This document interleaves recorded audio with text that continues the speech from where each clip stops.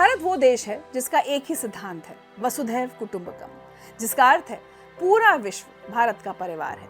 भारत की सरकार ने कई मौकों पर यह साबित भी किया है। कोरोना महामारी के दौरान दुनिया के कई देशों को वैक्सीन देना वसुधैव कुटुंबकम का सबसे बड़ा उदाहरण है। भारत दुनिया की सबसे पुरानी सभ्यताओं में से एक है। भारत दुनिया का सबसे बड़ा लोकतंत्र है और इसी लोकतांत्रिक व्यवस्था के खिलाफ कुछ लोग विदेशों में बैठकर भारत और यहाँ की चुनी हुई सरकार के खिलाफ दुष्प्रचार फैलाते हैं। नमस्कार, मैं हूं ऋचा अमृत। भारत आज दुनिया की 5वीं सबसे बड़ी अर्थव्यवस्था है, तीसरी सबसे बड़ी अर्थव्यवस्था बनने की ओर अग्रसर है। लेकिन कुछ ऐसे लोग हैं जिनको भारत की प्रगति और उन्नति से ईर्ष्या है। तो आज हम आपको कुछ ऐसे ही संस्थान और व्यक्तियों की रियल स्टोरी बताएंगे जो हमारे देश के खिलाफ अनर्गल बातें करते हैं।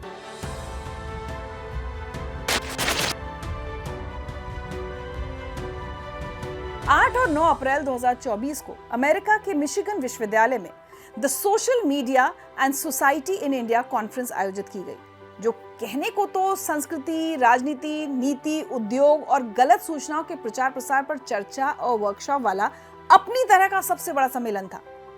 लेकिन इस कार्यक्रम में अलग अलग स्पीकर्स ने उन तमाम मनगढ़ंत तरीकों पर चर्चा की जिनसे सोशल मीडिया भारत में सामान्य जनजीवन को प्रभावित कर रहा है।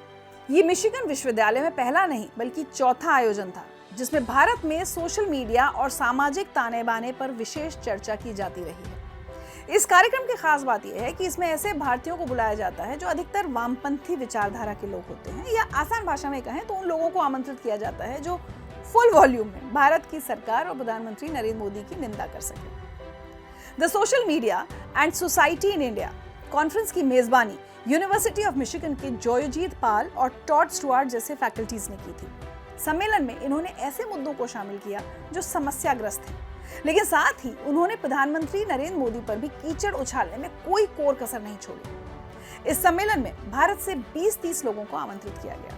उन्हें राजनीतिक चर्चा के लिए सोशल मीडिया का उपयोग करने, डेटा को मेजर करने, एनालाइज करने और बिहेवियरल चेंज को ट्रैक करने के बारे में ट्रेनिंग दी गई।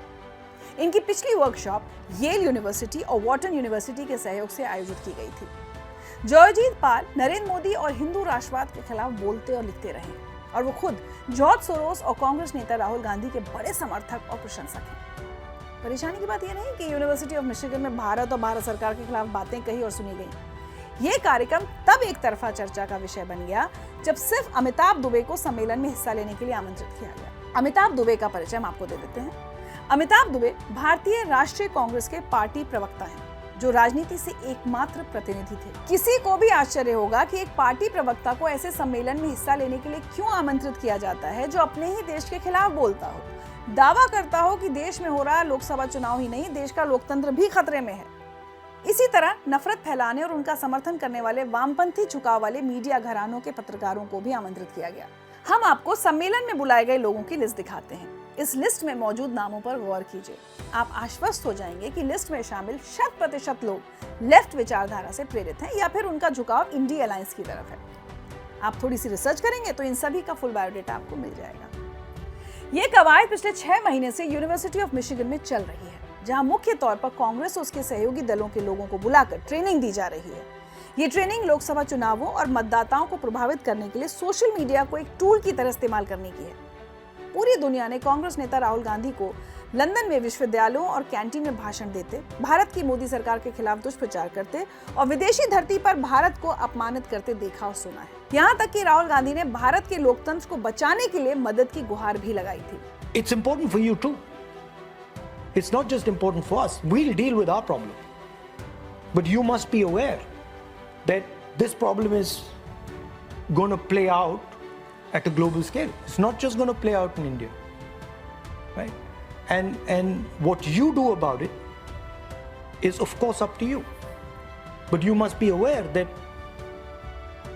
in what is happening in India, the idea of a democratic model is being attacked and threatened. अभी पूरी तरह से स्पष्ट हो चुका है कि विदेशी धरती पर बैठे कुछ लोग और संस्थान भारतीय चुनावों में हस्तक्षेप करके भारतीय लोकतंत्र को बाधित करने की कोशिश कर रहे हैं। माइक्रोसॉफ्ट ने कुछ ऐसी ही चेतावनी दी है कि चीन भारत में हो रहे लोकसभा चुनावों में हेरफेर करने के लिए आर्टिफिशियल इंटेलिजेंस जनरेटेड कंटेंट का उपयोग कर सकता है। भारत से पहले चीन ताइवान के राष्ट्रपति चुनाव में इसका ट्रायल रन कर रहा है। माइक्रोसॉफ्ट थ्रेट इंटेलिजेंस के एक विश्लेषण से पता चला है कि चीन और उत्तर कोरिया के समर्थन से कुछ साइबर ग्रुप्स अमेरिका और दक्षिण कोरिया में चुनावों को भी निशाना बनाने का प्रयास कर सकते हैं। एक रिपोर्ट के मुताबिक चीन अपने हितों को लाभ पहुंचाने के लिए एआई जनरेटेड कंटेंट बनाएगा और बढ़ाएगा। चुनाव परिणामों को प्रभावित करने वाले ऐसे कंटेंट की संभावना कम होने के बावजूद मीम्स, वीडियो और ऑडियो को बढ़ाने की चीन की कोशिश जारी रहेगी। संभावना है कि भविष्य में ये अधिक प्रभावी साबित हो सकता है। मुश्किल ये है कि हमारे ही देश के कुछ लोग हमारे ही देश के खिलाफ विदेशी ताकतों का साथ दे रहे हैं। मोदी विरोध में वो ऐसे डूब चुके हैं कि वो ये तक नहीं सोच पा रहे कि वो मोदी विरोध नहीं बल्कि भारत का विरोध करने लगे हैं। हजारों साल पुरानी सभ्यता का विरोध कर रहे हैं, वसुधैव कुटुंबकम के सिद्धांत का विरोध कर रहे हैं। तो अब आप और हम क्या करें? चुनावों और मतदाताओं को प्रभावित करने के लिए सोशल मीडिया पर फैलाए जा रहे दुष्प्रचार पर ध्यान ना दें। अपनी समझ और सूझबूझ से देश की सरकार चुनें।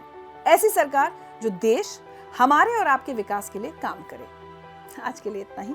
रियल स्टोरी का एपिसोड आपको कैसा लगा हमें लिखकर जरूर बताएं। आपकी प्रतिक्रिया का हमें इंतजार रहेगा। किसी नए मुद्दे की रियल स्टोरी के साथ आपसे जल्द ही मुलाकात होगी। तब तक स्वस्थ रहें, सुरक्षित रहें और यूं ही मुस्कुराते रहें। और हाँ, वोट देना मत भूलिएगा।